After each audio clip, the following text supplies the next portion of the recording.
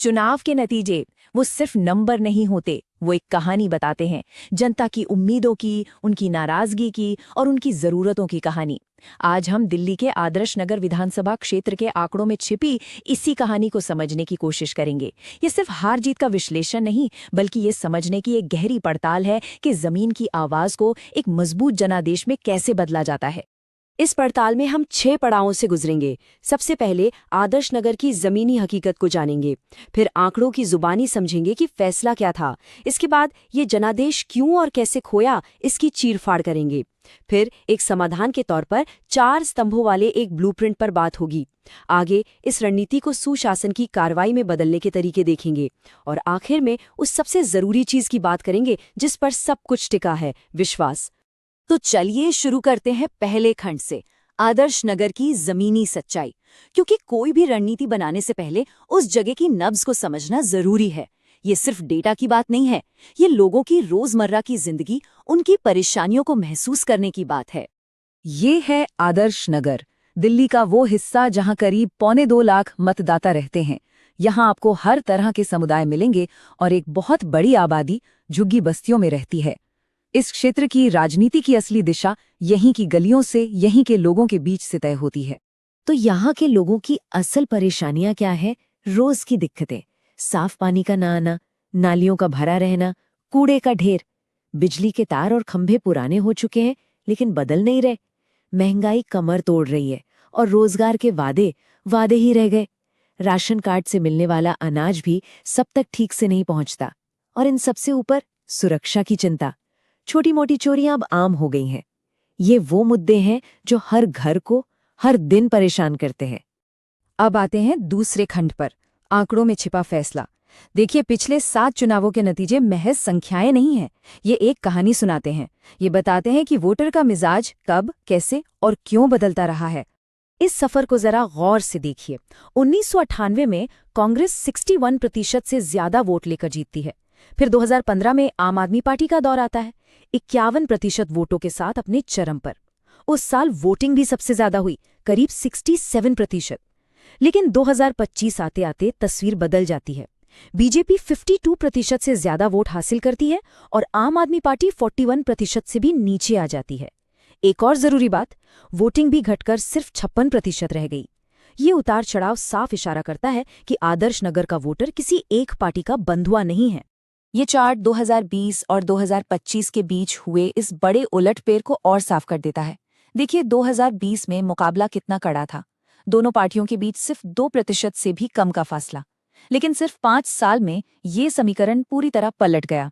ये कोई मामूली बदलाव नहीं था, ये एक निर्णायक बदलाव था। और ये बदलाव कितना बड़ा था? 11,482 वोट। ये सिर्फ एक नंबर नहीं है, ये उन वोटों की संख्या है जिनसे पूरा खेल पलट गया। मतलब लगभग 11.5% वोट एक तरफ से दूसरी तरफ चले गए। ये एक बहुत साफ संकेत है कि वोटरों के एक बहुत बड़े हिस्से ने अपना मन बदल लिया था। तो अब हम उस सवाल पर आते हैं जो सबसे जरूरी है, आखिर ये जनादेश हाथ से फिसला क्यों? अब हम क्या हुआ से आगे बढ़कर क्यों हुआ की एक फोरेंसिक पड़ताल करेंगे। इसमें हम अंदरूनी और बाहरी दोनों वजहों को गहराई से समझने की कोशिश करेंगे। इस स्वॉट एनालिसिस को देखते हैं। एक तरफ आम आदमी पार्टी की ताकत है, उसका दिल्ली का गवर्नेंस मॉडल, मुफ्त बिजली पानी और जमीनी स्तर पर कार्यकर्ताओं का नेटवर्क। पर कमजोरी भी है, जैसे 10 साल की सत्ता के बाद एक तरह का ठहराव और कुछ खास समुदायों तक पहुंच में कमी। मौके भी हैं, जैसे बढ़ती महंगाई को मुद्दा बनाना, लेकिन खतरे भी कम नहीं हैं, जैसे बीजेपी का राष्ट्रवाद और विकास का नैरेटिव और साथ ही व्हाट्सएप पर फैलाया जाने वाला गलत प्रचार।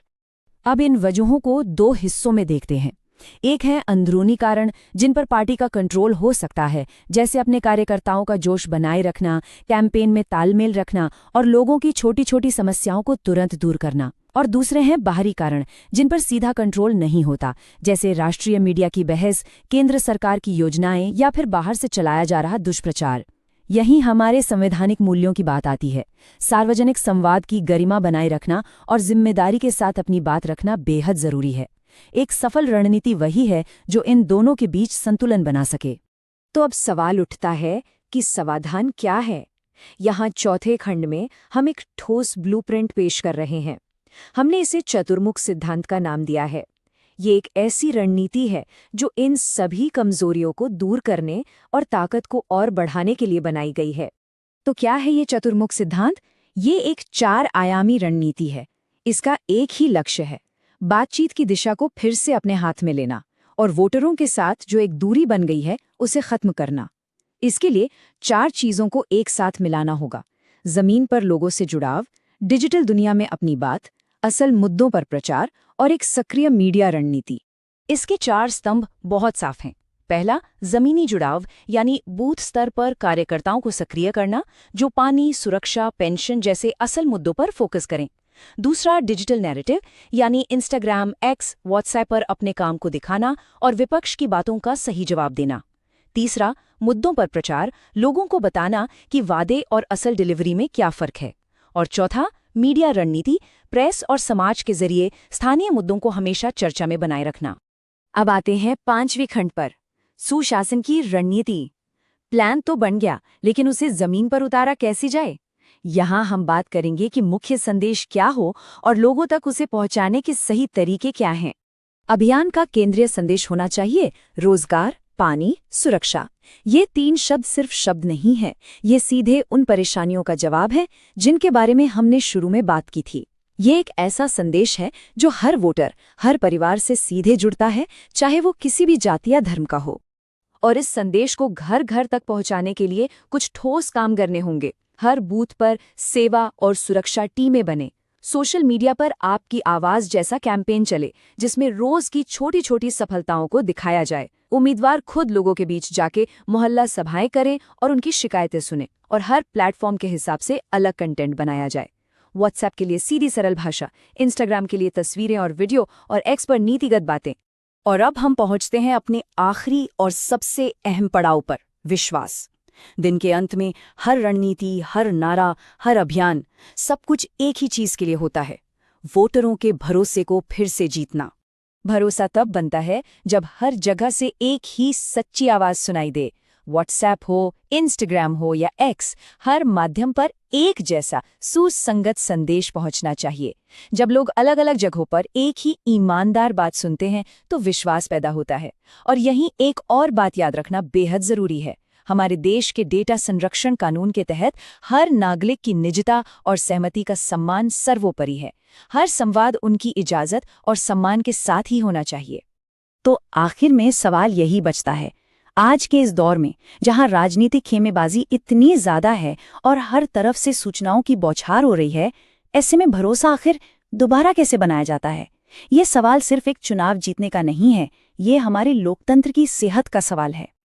अगर आप एक जनकेंद्रित नेता बनकर अपने निर्वाचन क्षेत्रों को आगे ले जाना चाहते हैं तो blueprintstrategies.ai से संपर्क करें। हमें ईमेल करें mgr@blueprintstrategies.ai पर या कॉल करें 08042041602 पर। राजनीति से परे एक उद्देश्य।